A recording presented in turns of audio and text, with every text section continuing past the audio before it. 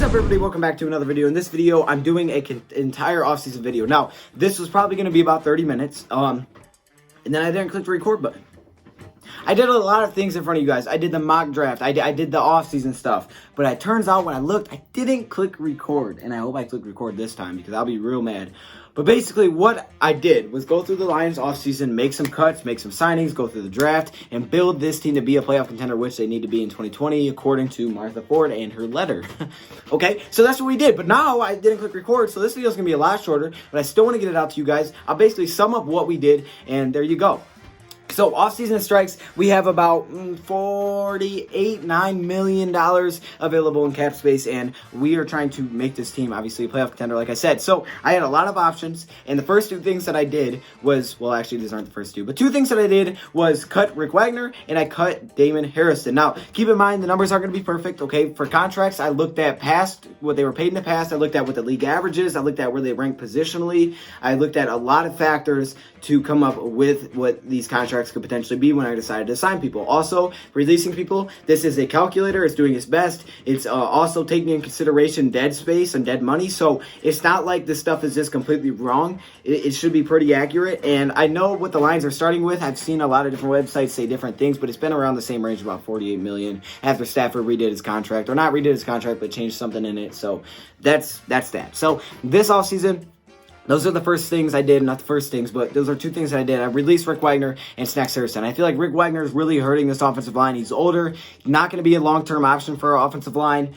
Not a very good player, honestly. Our offensive line is solid last season when you take him out of the equation. I know that sounds bad, but it was. Frank Ragnow was a heck of a player. I believe he was ranked 7th by Pro Football Focus. Graham Glasgow had his best season of his career in 2019. Taylor Decker, I know a lot of people like to hate on him, and I do too. He wasn't awful. According to Pro Football Focus, I believe he still was a top 10 tackle. And at left guard, I don't know what the heck we're doing there. We got a lot of rotations going on. So I had to address that a little bit, but not too much because it wasn't bad, but that right tackle spot was definitely hurting us. So I decided, you know what, let's cut ties, let's get our money. Obviously, if you can trade and get some nice return, do it. But in this case, I couldn't do that on here, so I just cut him, made the moves. Snacks Harrison, decided to release him as well. Snacks was talking about retirement. Definitely wasn't as productive last season, and I think you might as well just take the money that you can get here and spend it elsewhere, and I think I got a beast that you guys are going to see. Hopefully, you guys weren't cheating and looking. So those are two moves that I made. Then here are the pending free agents for 2020. So let's go through those like this. So the first guy I decided to make a move on was Danny Amendola. Okay, stop on that. Danny Amendola, I gave him a 4-year, $1 million contract. And yes, it may be a little bit more. I believe he was like somewhere around $3 or $4 million last time he signed a contract with us. Maybe you're thinking, oh, that's a little bit too much. But you know what? I think he deserves it. That's a reward for you, Danny. Take your $4 million. Be happy. That is what we need. And he deserves that contract. So we'll give him $4 million for 1 year. And I think that's a realistic. I try to keep it as realistic as possible. Like I said, I took a lot of factors in consideration. Next up, Don Muhlbach. I also brought him back on a 1-year, $1 million deal. Now, if you're like, well, that's a weird deal. Well, last time we signed him on a 1-year, $1 million deal is 1 year, $1.1 million. So I decided to go down just a little bit, getting a little older. Don't want to worry about the long snap position. Don't want to have to worry about drafting a Jimmy Lands. So I just said, you know what? Let's just bring back the GOAT. And boom, Don Muhlbach is back on the line. So the next thing I did was take that money that we saved from these two guys and bring in Graham Glasgow. Graham Glasgow was a huge need for me. I wanted to bring back Glasgow. I think guards, you know, there's other guys to go after like Sheriff. You want to say, oh, just save your money and go after someone else. It's not cheap to get an offensive lineman. And you'll see after a move that I made, that wasn't necessarily as much of an option. Yes, did I pay a heck of money? Did I pay some good money to get Graham Glasgow? Yes. But I think with his familiarity, you know what you're going to get. He can play every position. Why not bring him back if you can? So maybe he doesn't accept it, but I offered him about 8.5 average a year, 8.5 million average a year on a 4-year deal. So he's getting about $34 million contract, which is pretty nice based on his positional ranking. So we didn't have to go get anybody else there. So he helps the guard position. Like I said, he was pretty good last season. Then I brought in Case Keenum, the veteran quarterback who was the backup. Brought him in to be Stafford's backup. 3.5 mil 1 year, very similar to what he got paid before. And I think this makes a lot of sense to bring in a backup veteran. I wanted to do this. I wanted to get developmental as a third string, and I want our backup to be a veteran for this season. I think that's important. I know Case Keenum has proven he can win big games. He can play in those games. He can step in and get you games as long as you have a solid team around him. And that's what I decided to do there is go get Case Keenum. And then next up, we decided to go get Chris Jones. So you're thinking, okay, where's all this money going? It's going right there to Chris Jones. And now you may be thinking this is a bad signing, but trust me, I think this is a beast signing. I think defensive line is the most important position for Matt Patricia and Bob Quinn to focus on. I think it is. With the defense Matt Patricia runs, the multiple defense, the 3-4, the 4, mix it all up. I think the best idea is to go defensive line heavy. You brought in Trey Flowers last season. Go bring in another beast. I brought in the beast, maybe the best defensive tackle. Basically, I got to resume and I got to talk over this because I deleted this too many times. So I was talking Chris Jones.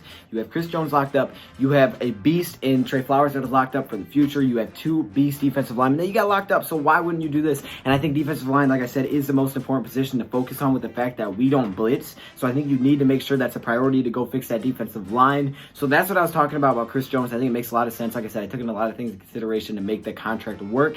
Also, if I repeat some things, I apologize. This is like the 3rd time I've had to record this dang thing. But I think Chris Jones is a beast here. Fits that defensive tackle position. Obviously lost out on snacks. I didn't bring back Ashawn because it had been like $15 million of franchise tag. And I'm not messing with that crap. So I just like take the money, throw it to Chris Jones. You need the defense line to get pressure without blitzing. I think that's where you got to spend your resources. You got to spend your resources there. Obviously, linebacker is important. And I'm about to show you the next thing that I do if my... I can't see it over here for some reason. But the next thing that I do and that I'm showing you right now is, I'm not sure what I'm showing you right now. Actually, hold up. Let me see what I'm showing you right now. I believe I am showing you Calvin Beachum. Okay, so I'm showing you Calvin Beachum. So Calvin Beachum is the next guy that I decided to bring in. And I think he can play right tackle, left tackle, left tackle. He can play right tackle. He's a really good right tackle. He's about 30 years old. So they're at the point where they're thinking, oh, he might get injured and stuff soon. So, maybe he's a little bit of a risk. But I decided to bring him in 2 years, $6.5 million. I think that makes a lot of sense. You pair a guy right there. You got to bring him in. You have to replace Rick Wagner. I think that's an instant upgrade. I didn't think Rick Wagner was helping us out. Like I said, we had some solid guys other than Rick Wagner. I think Rick Wagner was a big problem on this offensive line. I think that was where you really need to get fixed offensively. If anything needed help offensively, it was the O-line. You got to protect Stafford. You got to be able to run the football. And boom, you get your right tackle there. Instant upgrade in my eyes. And Calvin Beachum, who I gave like a 2 year, $6.5, $7 million deal to each season. Okay, so it's a solid contract, and I'm based on like what I said, like all the things I was basing this stuff on to figure out what I would give them as a contract. I think that's a fair contract for him to get this offseason. So that is the move that we made to go get our right tackle. So we brought in the right tackle. Chris Jones will just solidify the front 7. Okay, it really does. Now, one thing that you're probably thinking to yourself, oh, well, where's the linebacker position? You know what I mean? Like, where is the linebacker spot? You're not helping out the linebacker position, but don't be worried, because I definitely do. But with these guys that I brought in, we focused on a lot of things here, and I think we did a lot of good things, but there's still some needs. After this, I think needs are linebacker. We didn't go get the linebacker, okay? You could use a depth cornerback. I haven't really messed with that. You can use a lot of different things. I'm not sure what I'm doing right now. I'm scrolling down. I think I'm trying to show you guys something. I think I'm trying to show you that David Blau, if I release David Blau, because really what my plan was to get a veteran backup and a 3rd string developmental. We're losing out on Driscoll, so, I'm just not even mess with David Blau because it won't save us anything, so there's really no point. So I wanted to get a 3rd to be our developmental quarterback. Also, I wanted to make sure the defensive line was great. We don't have snacks. We don't have Ashawn. We need the beast. We spent our money on a young guy, and Chris Jones is going to be here for the future and can be a really, really good player. That opens up some things in the draft, so we don't have to rely on a rookie. I mean, it's cool to have a rookie help y'all. There's nothing wrong with relying on a rookie at the 3rd pick. You should be able to. But at the same time, I also just felt like not really messing with that, and I think we have other options out here in the draft. So then we go to the mock draft. But I think, those are the biggest needs. Linebacker is going to be important. I had to add a depth corner, which I did. I did add a depth corner, you will see, because I just kind of decided to stay where we were. If you can get Rashawn on a short contract, on a cheap contract, do it, okay, because there's no hurt there. I'm not moving on from Slay because I don't think it makes any sense to move on from Darius Slay when you need to win. I decided just to keep this man around, so Darius Slay is still with the Lions. So the cornerback position looks solid. I think offensive line has got a pretty nice upgrade. Left guard position, we do have Joe Dahl there. No longer do we have Kenny Wiggins, so I had to add some depth to that. But other than that position, I feel like we're really good on the offensive line. I don't think Joe Dahl's bad. I think we can rock with Joe Dahl because he can do it all. Other than that, though, I think quarterback was our other need, and now we're going to hop into this mock draft. So this is what it looks like. So I did a draft, and this is how it fell. So Burrow went 1, Chase Young went 2, like it should, and 3, I took Isaiah Simmons. So boom, the one position that we had to fill out was linebacker. He reminds me a lot of Tavon because we are losing out on Tavon in this situation. Now Tavon, I believe he played like 5 different positions all season, and we're adding a guy in Isaiah Simmons who did that at college. Okay, he played outside linebacker, middle linebacker, cornerback, slot cornerback, outside cornerback, safety. He played all those positions. That's where you're getting Isaiah Simmons. You needed the linebacker. You got him. You got a guy that can cover. I think that is maybe filling out your biggest need this offseason. Linebacker was a big need. We couldn't cover for linebacker position. We like to play man-to-man. You got a guy that can finally do that can take advantage of what other teams think are mismatches against the running backs and tight ends. Now we have Isaiah Simmons, the one group we didn't really address in that free agency part of things. We got it here. So that's what I decided to do. Next up, Julian Okwara. I think this was a heck of a move to go get an edge rusher. Look, we got the defensive tackle position solidified. We could use some depth. depth, but I think Julian Okwara helps out. We do have Romeo Okwara, we do have Austin Bryant, but I'm not 100% confident in their health. I don't know what it's going to be like. So I think bringing a guy like Julian Okwara, you add to the edge, you pair him up with Trey Flowers and Chris Jones. I mean, you can't go wrong here. Plus, he can play on linebacker. Reminds me a lot of Devon Kennard, how he can play on the defensive line and linebacker. I think that's a heck of a move to go an edge. Then, like I said, Jalen Johnson, third-round cornerback. He's going to be your future.